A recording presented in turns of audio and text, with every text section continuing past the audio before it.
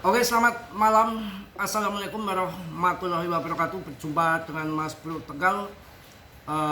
Ini agak berisik kali ya, lagi hujan besar di Tegal. Hari ini full info untuk kalian. Pokoknya sangat penting sekali.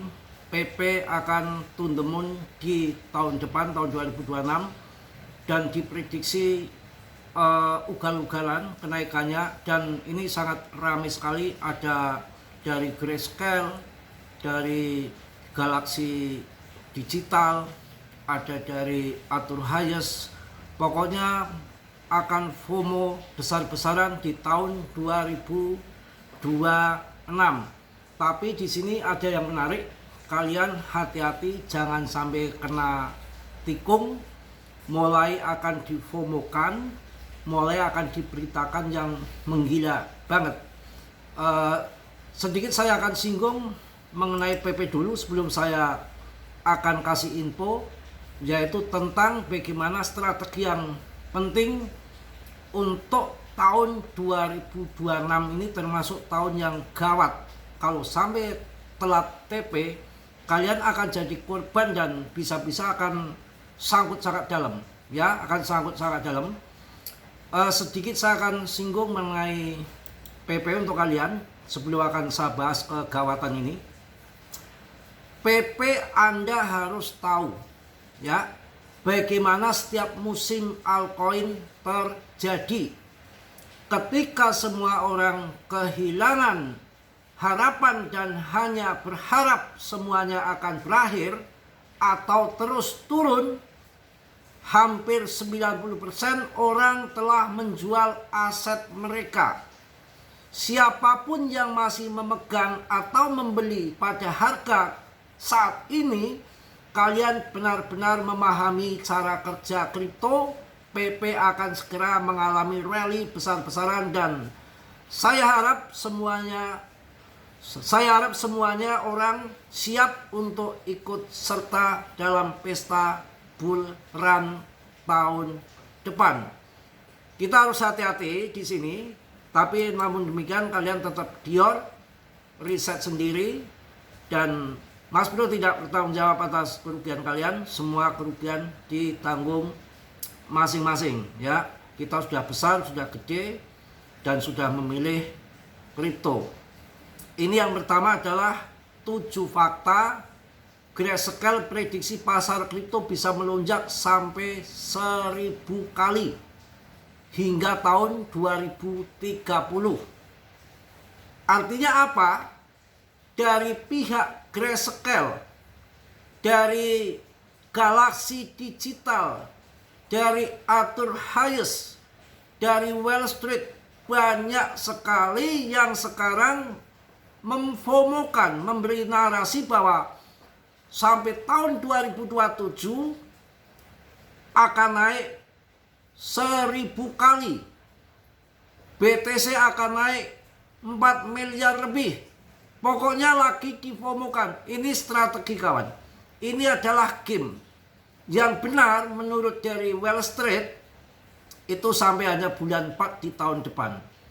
Jadi ketika kemarin mereka sudah TP di 2,1 miliar di bulan 10 BTC, akhir tahun ini uang mereka sudah mulai habis untuk bayar pajak tahunan, untuk tutup buku itu kan macam-macam, bonus-bonus tahunan, mungkin THR tahunan, gaji 13, macam-macam. Pokoknya kebutuhan bagi-bagi hasil yang big bossnya itu, pokoknya kebutuhan penutupan di akhir tahun ini.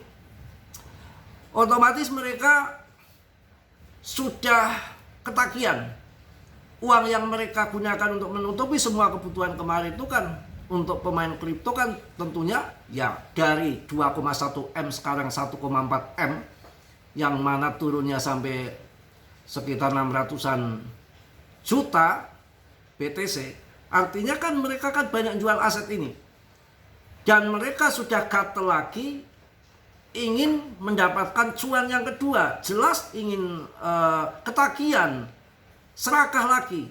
Dan ketika nanti di pertengahan tahun depan mungkin sudah terjadi bear, hanya pump umpamanya di Januari sampai bulan 4 April umpamanya, ini prediksi ya, mereka akan di FOMO-kan ataupun di FOMO-kan bahwa nanti sampai tahun 2027 akan terjadi bull besar-besaran, bahwa BTC akan 250 juta sampai tahun 2027. Perlu dikaji ya. Kemudian dari Grayscale 7 fakta prediksi pasar kripto sampai tahun 2027 akan melonjak 1000 kali. Hati-hati. Karena ini game, adu strategi, permainan.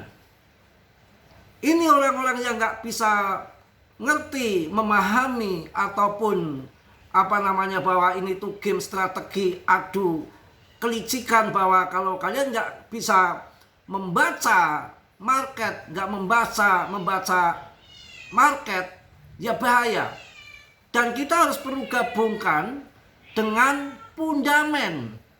Fundamennya kenapa? Kalau tahun 2026 di awal tahun untuk bear nggak mungkin, karena ada yang namanya pemangkasan suku bunga masih akan berlanjut dan banyak dana-dana segar yang akan masuk. Itu yang terjadi.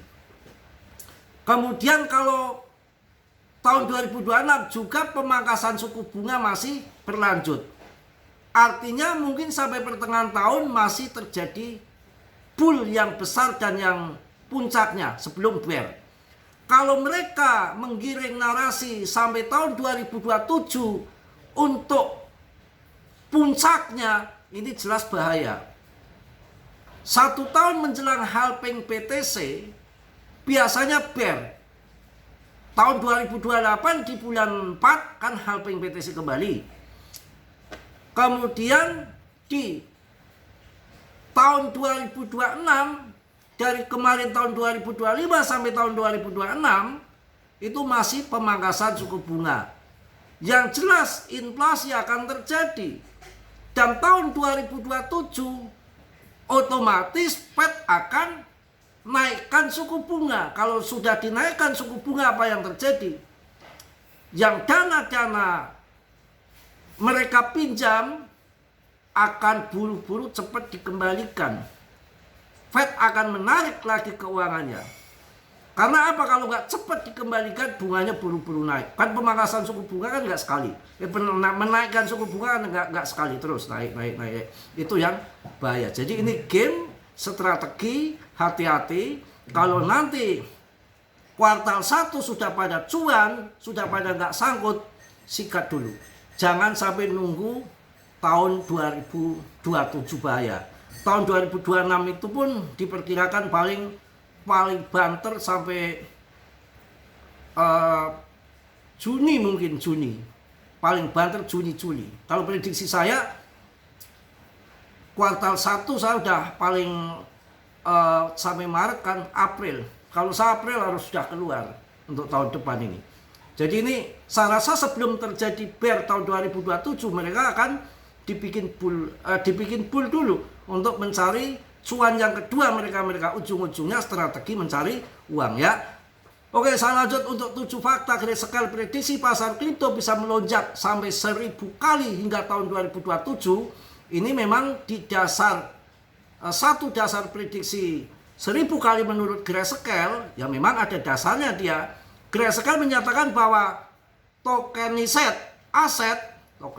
aset ya, yaitu aset tradisional seperti saham dan obligasi yang dipindahkan ke jaringan blockchain, saat ini hanya sekitar 0,1% dari kapitalisasi pasar obligasi dan ekuitas global. Dalam skenario pertumbuhan mereka, angka ini dapat meningkat 1000 kali lipat pada tahun 2027. Seiring dengan pengembangan infrastruktur blockchain dan pelonggaran hambatan regulasi yang selama ini menghadapi adopsi luas. Ya tujuannya untuk menarik investor, tapi kan mereka para pelaku pasar lama, BlackRock, Grayscale dan yang lain-lain, otomatis kan ketika mereka masuk dia TP. Ya, kalau jangka panjangnya sih oke. Yang kedua adalah faktor utama yang mendukung proyeksi pertumbuhan adalah Greskel menyoroti dua pilar utama sebagai pendorong pertumbuhan tekanan makroekonomi dan perubahan regulasi, peningkatan rasio utang terhadap produk domestik bruto ataupun PDB di AS misalnya dipandang dapat mendorong permintaan terhadap aset yang diprogram secara seperti BTC ya, ETH sebagai alternatif nilai dalam konteks resiko devaluasi mata uang. Baunya banyak sekali ya, kalau saya baca nggak habis-habis nanti. Yang ketiga adalah peran aset smart kontrak dalam ekspansi pasar. Dalam laporan tersebut Greskel juga menyebut bahwa penerimaan manfaat utama dari pertumbuhan pasar tokenisasi aset bukan hanya BTC tetapi juga jaringan yang mendukung smart contract seperti ETH, Solana, AVAX. Ya, itulah. Selain itu ada protokol seperti Chainlink. Makanya Chainlink laris juga ya. Itu yang terjadi mengenai dampak dari potensi pada dominasi aset kripto. Prediksi pertumbuhan ini jika terrealisasi, ini distribusi nilai pasar yang lebih beragam di antara berbagai sektor kripto BTC tetap menjadi komponen penting dalam pasar digital. Wah gila, pokoknya lagi difomokan besar-besaran. Kalau saya sih nanti bulan 4 April ya harus keluar. Faktanya ini kan tumbang-tumbangan uang. Kalau udah waktunya sudah tinggi harus dijual, pasti akan naik turun. Walaupun nanti tahun 2028 bisa pump lagi setelah kita masuk pun saat bear nanti tahun 2027. Deket-deket tahun 2028 lah kita masuknya pun nggak berani asal-asal koin ya. Altcoin pun saya nggak berani. Saya harus masuknya BTC yang memang masih saat ini masih mendominasi ya. Mudah-mudahan ini alt season terjadi, bisa jadi nanti gila-gilaan juga naiknya karena kita nggak tahu yang akan terjadi. Yang BTC aja 69.000 menjadi 2,1 miliar. Kalau nanti alt season gila-gilaan seperti yang dinarasikan sama yang lagi rame sama Binance Square, banyak nanti dana sekitar 30% dari BTC masuk aset altcoin, bisa juga pumpnya nggak ngotak ya. Kemudian ini juga membuat orang FOMO lagi, si orang hitam ini, si Arthur Hayes. Altcoin season tidak pernah berakhir. Ini kripto jagoan Arthur Hayes, Ethena dia jagoannya ya. Kita langsung saja singkat saja. Menurut Hayes, tahun 2026 berpotensi menghadirkan gelombang baru altcoin berkinerja tinggi, terutama yang berfokus pada teknologi privasi. Itu yang dikatakan. Kenapa penjelasan tentang tahun 2026 belum bear, malah sampai tahun 2027? Ini strategi. Paling tahun 2026 selesai, tahun 2027 bear, baru nanti berangkat lagi tahun 2028 malah itu pun sehabis halving BTC setahun, nggak langsung.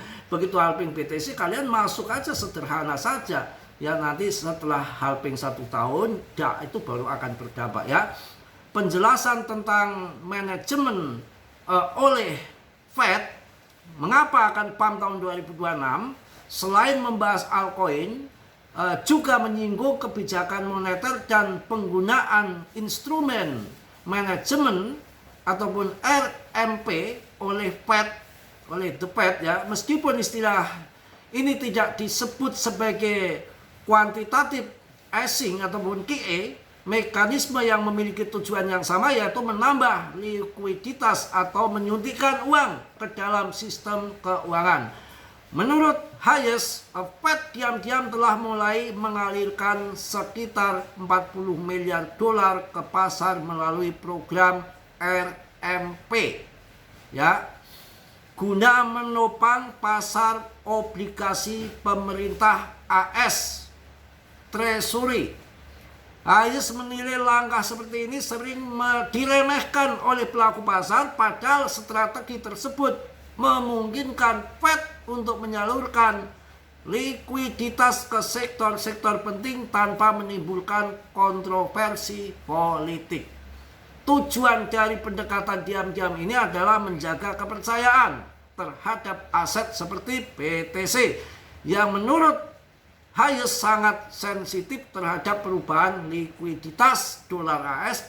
Ia juga memperkirakan bahwa kondisi pasar akan mulai membaik pada Januari. Wah, itu yang terjadi itu ya. Mungkin udah panjang lebar cukup lah ya. Oke, mohon maaf yang sebesar-besarnya. Banyak menarasikan tahun 2026 akan bull sampai tahun 2027. Saya nggak yakin kalau tahun 2027. Kalau saya bilang 2026, tahun 2025 kemarin banyak yang mengatakan bear, saya bilang bull. Gitu loh. Makanya terjadi bull tahun 2025 kan BTC 2,1 miliar katanya dibilang bear. Kalau tahun 2026 ini akan puncak all season sampai bulan April menurut lo, tapi tetap Dior menurut pandangan pribadi saya. Baru nanti Agustus ke sana ya mulai kucar kacir sampai nanti tahun 2008 baru mulai pulih lagi, itu pun bulan 4 setelah halving BTC. Itu yang akan terjadi ya. Mudah-mudahan cuan semua di PP. Mas Bro juga mau buat kawin lagi nih. Gak ada pasangan tuh kan di ini ya namanya juga tahun baru ya, tahun baru istri harus baru. Tapi yang duda kayak saya, kalau yang bujang-bujang jangan, yang sudah punya suami jangan, setia kayak Mas Bro. Setia pun ditinggal saya kan. Makanya saya sudah memutuskan ini harus cuan besar di PP. Kita sambil ngundang kalian rame-rame 10 biduan atau 15 pantura PPRP1 manggung di sini. Sekalian saya ngajak Martini Mardiah nikah, sekali nikah 2. Satu minggat masih ada 1. Enggak apa-apa, laki-laki kok. Boleh kok. Kalau orang Arab tuh nyipir orang kita katanya, kalau yang maaf ini bercanda, kalau pas pulang haji tetangga saya yang diceritakan karena dia orangnya suka bercanda, Mas Bro kesana itu katanya kalau orang Indo itu kok istrinya ngirit sekalian. Satu aja ditendang lah, kalau 5 wah repot ya. Aduh nanti kemana-mana. Mohon maaf yang sebesar-besarnya, tetap Dior, riset sendiri. Saya agak sariawan ini kurang fit, kurang makan, kurang fit. Kalau hujan gini sama di puasa males mau keluar tuh, becek, males bener ya. Jadi kadang ya yang penting hidup lah, makan semrawut seadanya semenjak ditinggal istri. Itu aja ya. Mohon maaf yang sebesar-besarnya, yang positif kalian ambil, yang buruk kalian tendang, dan tetap Dior, riset sendiri. Ucapan Mas Bro, jangan kalian telat mentah, jangan telan mentah-mentah. Yang positif kalian ambil, yang buruk kalian tendang. Dan sudilah kiranya belum subscribe untuk subscribe, yang sudah Mas Bro ucapkan banyak-banyak terima kasih. Salam dari Tegal Mas Bro. Wassalamualaikum warahmatullahi wabarakatuh. PPPPPP. Cos.